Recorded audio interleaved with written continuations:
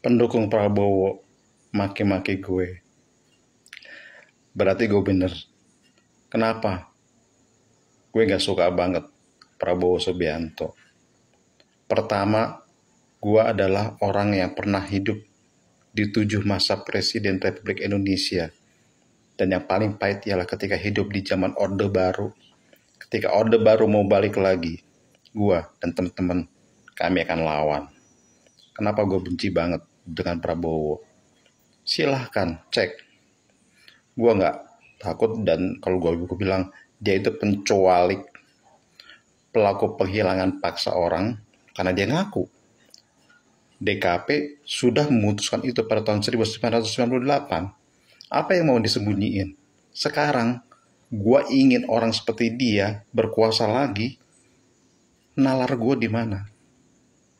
Gak akan pernah terjadi. Sekarang bayangin, oke lah, saat ini kita bicara dulu kasus korupsi yang terjadi.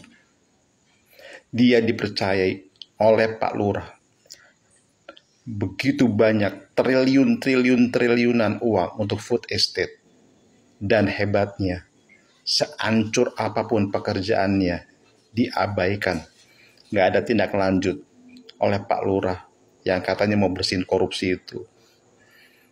Terus ketika food estate menimbulkan kerusakan lingkungan, nggak ada pengusutan.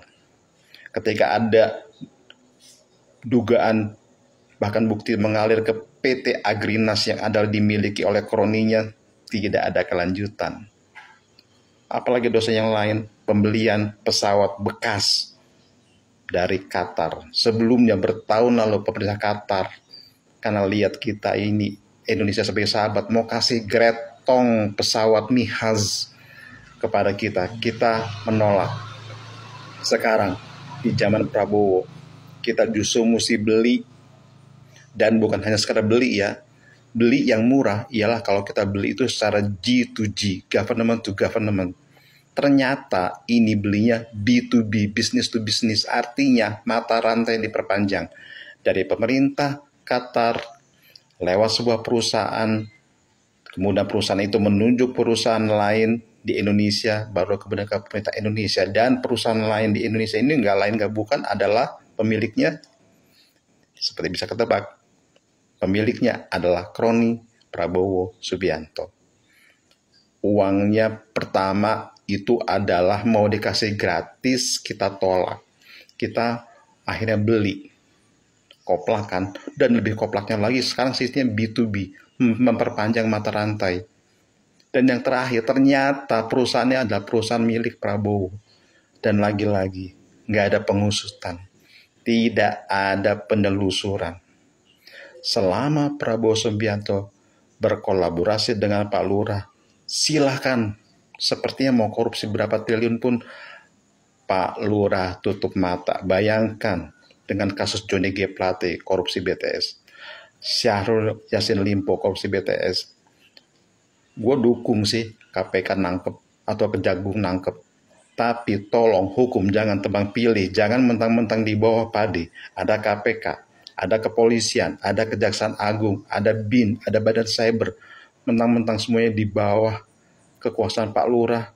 Akhirnya dialah yang berhak menentukan mana kasus yang korupsi yang boleh diteruskan, mana yang tidak. Oke, PDIP juga ada kasus Harun Masiku. Sekarang, kalau emang Harun Masiku ada, tolong. Pak Lurah kan punya semua yang badan-badan hebat itu. Tangkep. Jangan-jangan udah nggak ada. Atau jangan-jangan ikut bermain. Kita mesti melihat kenyataan bahwa kita benar-benar udah semakin menuju era Orde Baru dalam formatnya yang baru juga. Kita mesti melawan. Kenapa?